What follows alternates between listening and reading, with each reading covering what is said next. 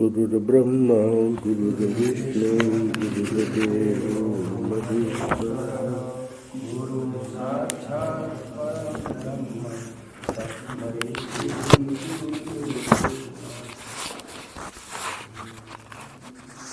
कल हम लोगों ने महर्षि के पृष्ठ में आनंद रस रत्नाकर में क्या हम इतना भी नहीं कर सकते, ये बात आई थी। तो स्वाभाविक है कि जो साधक है वो पूछेगा कि हमें क्या करना चाहिए। तो इसका उत्तर है साधना के मार्ग में चलो। तो आज के पृष्ठ में परम पूज्य महाराज जी हमें करना क्या है उसके बारे में बता रहे हैं। देखो, यदि आपके मन में धन कमाने की या भोग भोगने की तृष्णा है तो ढोंग करने की आवश्यकता नहीं है। धन कमाना पाप नहीं है, भोग भोगना भी पाप नहीं है। हाँ, केवल यह करो कि ईमानदारी से धन कमाओ और धर्म के अनुसार भोग भोगो। मात्र इतना करने से भी आप योग की दशा प्राप्त कर लेंगे, आप संसार से उपरामता प्राप्त कर लेंगे। प्रथम पैराग्राफ में, आज दो ही पैराग्राफ है, दूसरा पैराग्राफ बहुत बड़ा है। तो प्रथम पैराग्राफ में महाराज ये बता रहे हैं कि जैसे धर्म, अर्थ, काम और मोक्ष, चार पुरुषार्थ हैं। तो अभी मोक्ष पुरुषार्थ को, जो कि परम पुरुषार्थ है, उसको रहने देते हैं। उसके लिए जो आवश्यक है वो है धर्म से नियंत्रित हमारा जो अर्थ है और काम है। ये दो पुरुषार्थ जो हैं ये धर्म के नियंत्रण में होने चाहिए। तो अर्थ को धर्म के नियंत्रण का अर्थ है कि केवल यह करो कि ईमानदारी से धन कमाओ। तो ये भी धर्म की कमाई हो गई। और काम यानी भोग भोगने की बात है, तो वहाँ भी बता दिया कि धर्म के अनुसार भोग भोगो।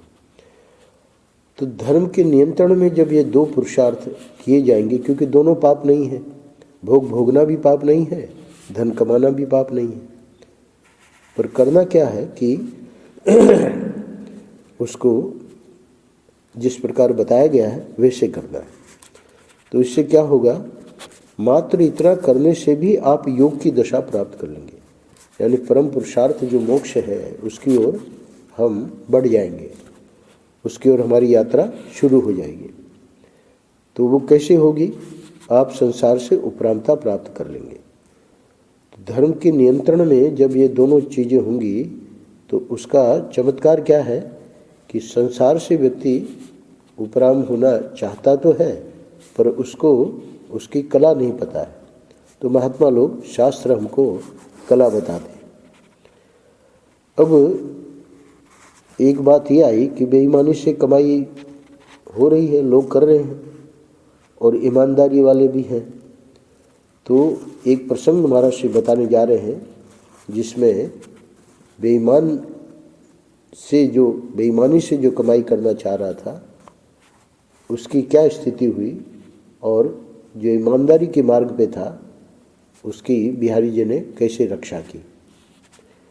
क्योंकि जब दृष्टांत के द्वारा संत कोई बात समझाते हैं तो जल्दी अपने दिमाग में उतर जाती है।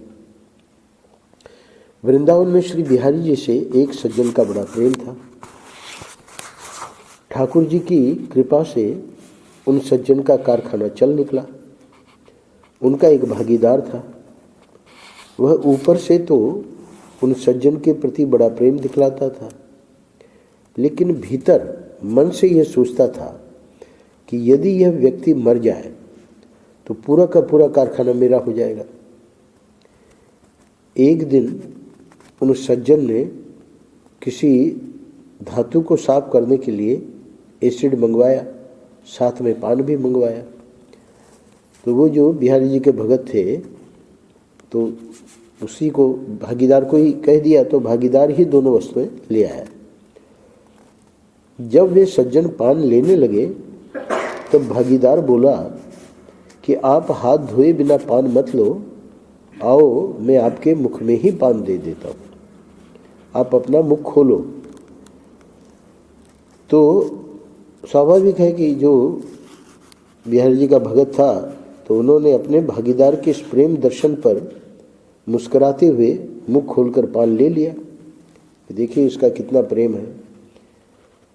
पर उस समय घटना क्या घटित हुई, उसी समय अचानक ही एसिड की शीशी वो नीचे रखी हुई थी, उसका कार्क उछला, उसका जो ढक्कन था वो उछला और उनके पान लेते हुए खुले मुख में चला गया।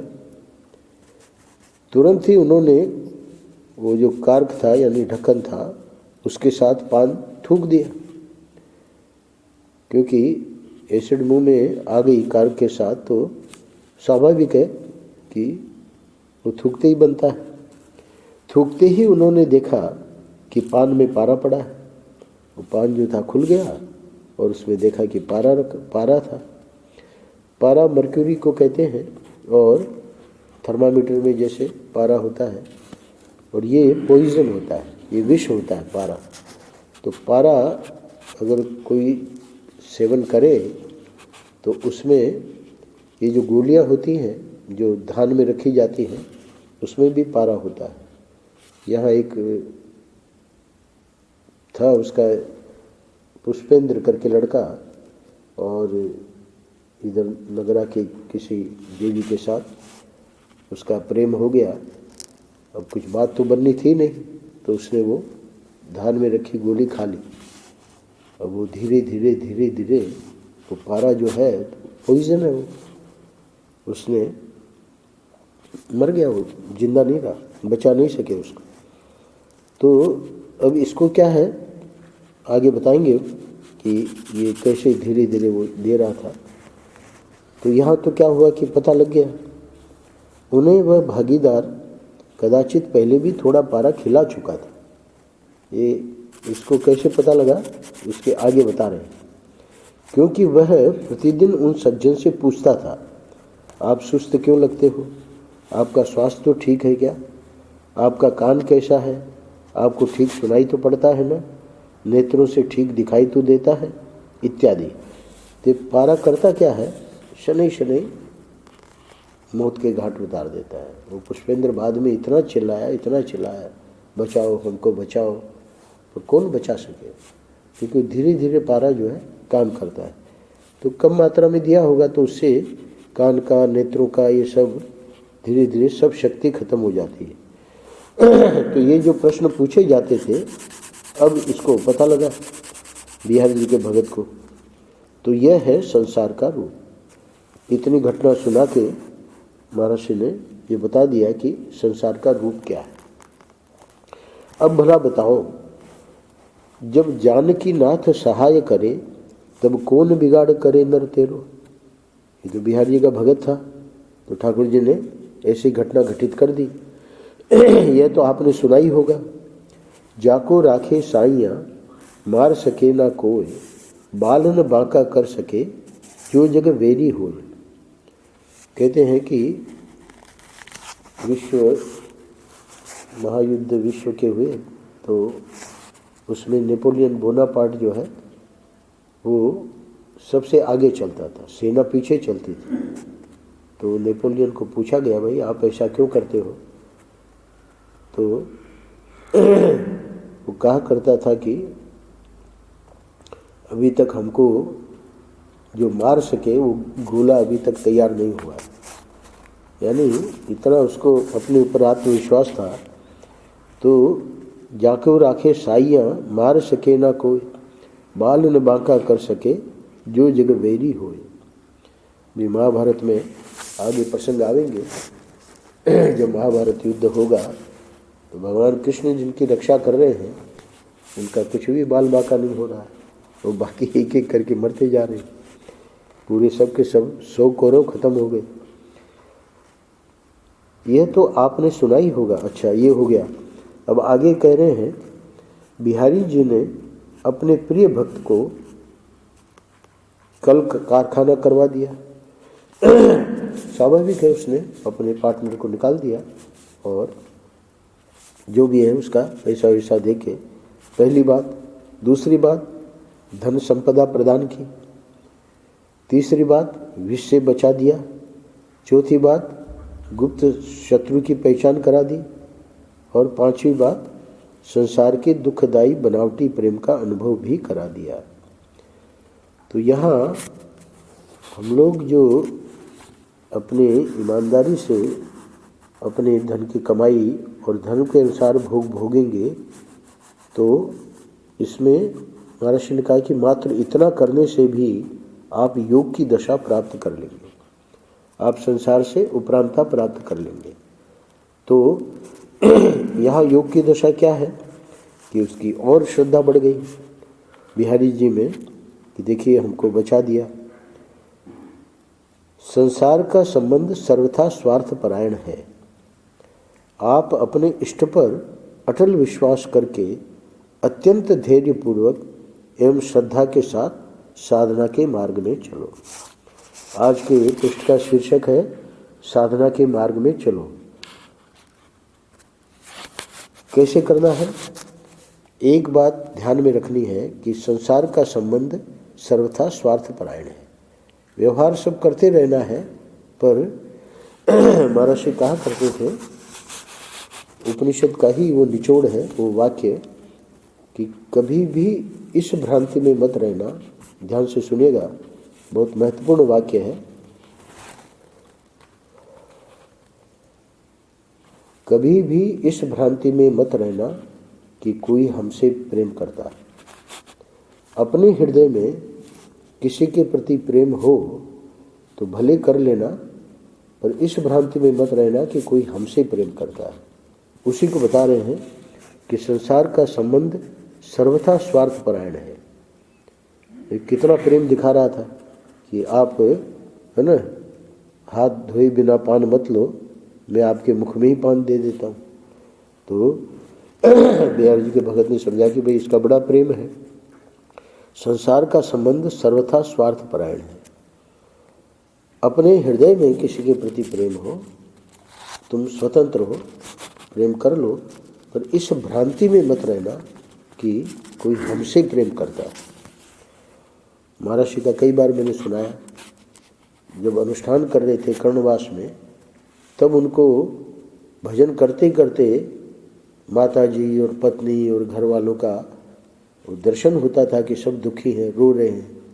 और जब वहाँ गए उनका दुख मिटाने के लिए, तो उनको तो ये पता लगा कि वो जो शिष्यों में भक्तों में जाते थे और वहाँ से जो सामान लाते थे, वो महर्षि तो लौटे कि भाई हमसे प्रेम करते होंगे, पर वो लोग तो सड़क पे बैलगाड़ी देख रहे थे कि भाई बैलगाड़ी पीछे आती होगी, माल सामान आ रहा होगा। महर्षि को समझ में नहीं आया कि हम लौट गए, अभी सड़क पे क्या देख रहे हैं। तो बताया उन लोगों ने कि भाई हर बार आप जाते हो तो शिष्यों के यहाँ से बहुत सारा माल आता है। महर्षि कहते हैं कि उस अनुष्ठान ने हमको फल दे दिया। अनुष्ठान का फल क्या है? वैराग्य। तो महर्षि को वैराग्य हुआ कि भाई इनका प्रेम हमसे नहीं है, इनका प्रेम तो हम जो लाते हैं उससे है। संसार का संबंध सर्वथा स्वार्थपरायण है। तो क्या करें महाराज? आप अपने इष्ट पर अटल विश्वास करके अत्यंत धैर्यपूर्वक एवं श्रद्धा के साथ साधना के मार्ग में चलो। तो कल आया था कि भगवान का इतने आयोजन भगवान करते हैं कि हम इस मार्ग में लगे, पर सब आयोजन फेल है। तो अब कोई व्यक्ति ने मानो कहा कि आप हमको बताइए हम क्या करें, तब उसको बता रहे हैं कि बेटा एक बात करनी है, अपने इष्ट पर अटल विश्वास। जैसे बिहार जी का भगत था, है ना, तो देखिए बिहार जी ने क्या चमत्कार किया। और अत्यंत धैर्यपूर्वक, धैर्य नहीं खोना है, क्योंकि इस मार्ग में धैर्य बहुत आवश्यक है। एवं श्रद्धा के साथ साधना के मार्ग में चलो। अब मोटा मोटी महर्षि बताने जा रहे हैं कि साधना में करना क्या है। नंबर 1, आप बेईमानी से धन एकत्र करने का मत प्रयत्न करो। सबसे पहला पॉइंट है साधना में। तो साधना क्या है? ये एक अपना जीवन की रहनी है कि हमको बेईमानी से धन एकत्र नहीं करना है, हमारे हक का ही हमको लेना है। दूसरा, भोग उतना ही भोगो जितना न्यायोचित हो। वर्णाश्रम धर्म में हमारे लिए जो भी विहित है वही भोग भोगना है, और जैसे संत बतावें वैसे ही करना है। तो अर्थ को लेकर और काम को लेकर, ये दो पुरुषार्थ को लेकर ये धर्म से नियंत्रित रहें, ये बात बता दी। अब सामान्य रूप से हमारा जो खाना पीना है, तो तीसरी बात बता रहे हैं, जिस वस्तु के खाने पीने से आपकी बुद्धि संतुलन खो देती हो उसका सेवन मत करो। आप लोगों को आश्चर्य होगा, प्रबुद्ध ब्रह्मचारी जी ने जितने नशीले पदार्थ हैं उन सब का वर्णन किया है। उसमें चाय और कॉफ़ी को भी नशीला पदार्थ बताया। तो ये क्यों? क्योंकि उसमें हमारा व्यसन हो जाता है, व्यक्ति का माथा घूमने लगता है। श्याम जी सुना रहे थे कि ट्रेन जो है पटरी से उतर गई, कोई मालगाड़ी, तो उनकी ट्रेन जो है फिर जब तक वो पटरी साफ नहीं होगी तब तक ये गाड़ी चलेगी कैसे? अब उधर सुबह का समय था, चाय का समय था, और चाय कहाँ से मिले? अरे भाई कोई स्टेशन आती तब तो चाय मिलती, अब ये तो जंगल में ट्रेन खड़ी है। तो जैसे ही बाद में क्लियर हुआ और चली, तो जैसे स्टेशन पर पहुंची तो एक देवी जी जो डब्बे में थी, उसका माथा बड़ा भयंकर दुख रहा था कि चाय नहीं मिली। तो श्याम जी उनके लिए पहले चाय लेके आए। तो ये जो नशीले पदार्थ हैं ये व्यसन हो जाता है, इसीलिए गुटखा का महात्मा लोग मना करते हैं। जिस वस्तु के खाने पीने से आपकी बुद्धि संतुलन खो देती हो उसका सेवन मत करो। 3 बातें बता दी। चौथी, धीरे धीरे संसार से उपराम होने का प्रयत्न करो और भगवान से जुड़ने का अभ्यास करो। इसका अर्थ क्या हुआ कि जब भगवान से जुड़ेंगे तो उतना समय हमको भगवान के लिए देना पड़ेगा, तो उतने अंश में हम संसार से उपराम होते जाएंगे। तो जितने व्यक्ति का भजन बढ़ता है, पाठ पूजा बढ़ती है, अपना स्वाध्याय बढ़ता है, तो देखेगा कि संसार का वो राघव आते हैं राम भैया के साथ। तो राघव कहता है कि स्वामी जी उनको, राम भैया को, कि राम समय नहीं मिलता, यानी सुबह से लेकर रात तक बाबूजी ने ऐसी दिनचर्या बना रखी है कि कोई इंटरनेट देखे या कहीं कुछ करे मोबाइल में, है ना, उसके लिए समय हो तब तो करें। तो संसार से उपराम होने का रास्ता क्या है?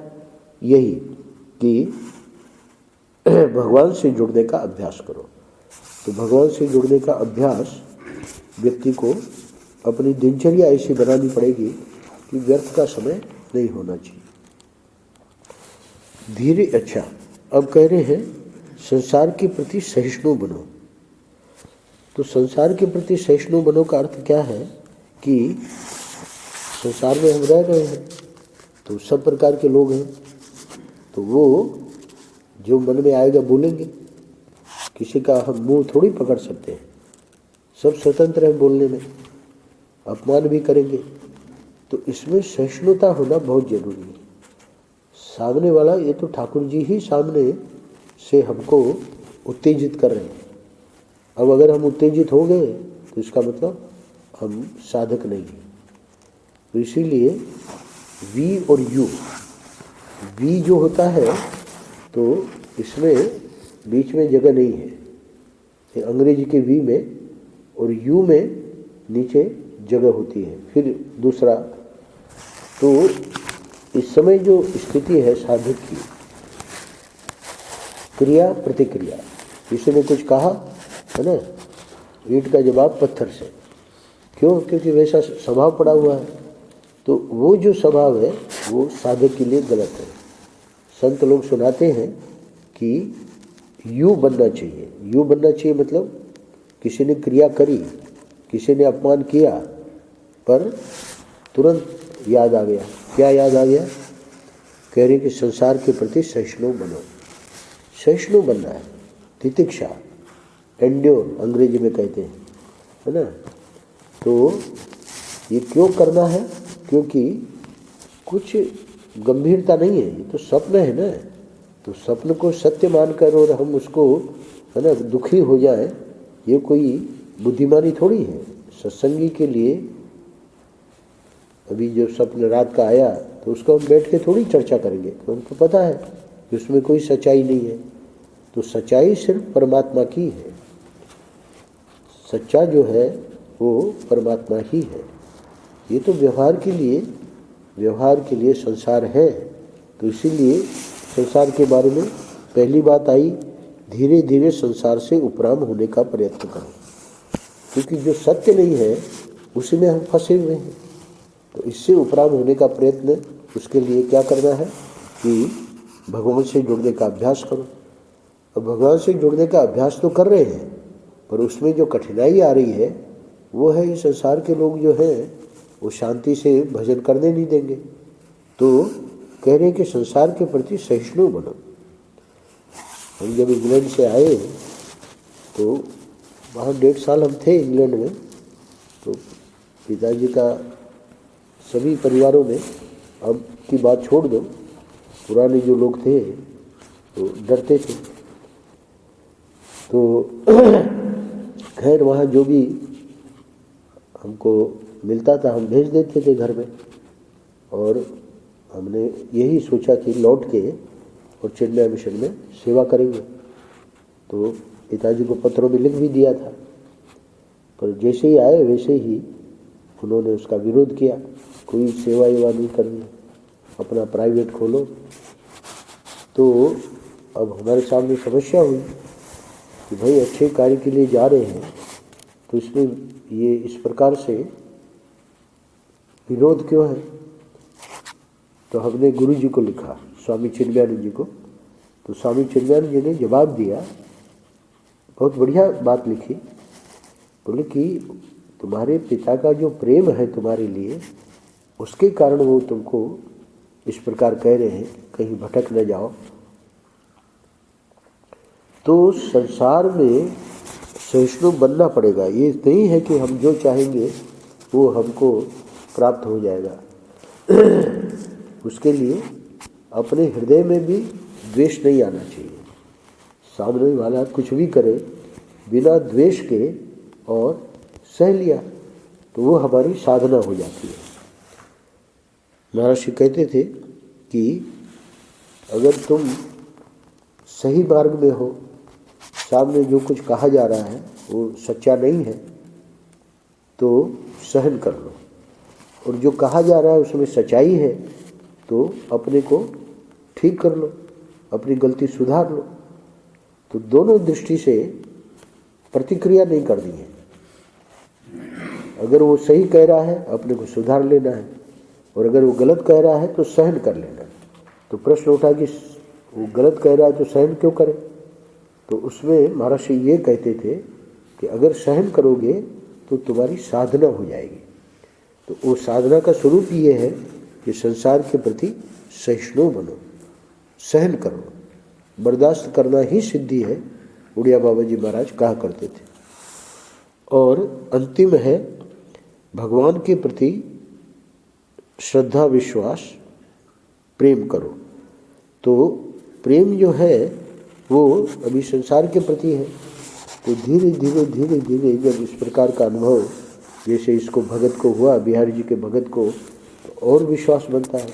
तो ऐसे ही प्रत्येक के जीवन में जो अनुभव होते हैं, होता क्या है, व्यक्ति अनुभव को भुला देता है। अनुभव प्रत्येक के जीवन में होते हैं, और वो उसको याद रखे। कल का आया था कि भगवान कितनी योजना बनाते हैं, क्या क्या आयोजन करते हैं कि ये हमारे मार्ग में लगे, तो सब फेल हो जाते हैं आयोजन। तो हमको याद आई बाद में कि तरुण ने सुनाया कि सुबह लेटे थे कि बाद में उठ जाएंगे, तो अब एकदम आवाज़ आई, स्वामी जी कह रहे उठो। तो अब हम थोड़ी गए थे उठाने के लिए, और वो देखिए क्या ठाकुर जी का चमत्कार कि उठो, है ना। तो बोले कि फिर हमको उठना पड़ा, और उठ के हम तुरंत गए स्नान घर में और पहुंच गए सत्संग में। तो ठाकुर जी की जो योजना है वो तो हर व्यक्ति अनुभव करता है, जो कुछ न कुछ ऐसे लीला करते रहते हैं, पर उसको हम याद करके कि भाई अब ये नियम बना लेना चाहिए, अब हमको इसमें गलती नहीं होनी, बाकी छूट जाए तो छूट जाए संसार की बात, तो सत्संग नहीं छूटना चाहिए। तो ये सब साधना करने वाले को एकदम नियम लेकर निश्चय करके, दृढ़ निश्चय करके धीरे धीरे चलना पड़ता है इस मार्ग पे। नारायण नारायण नारायण नारायण। श्री राम।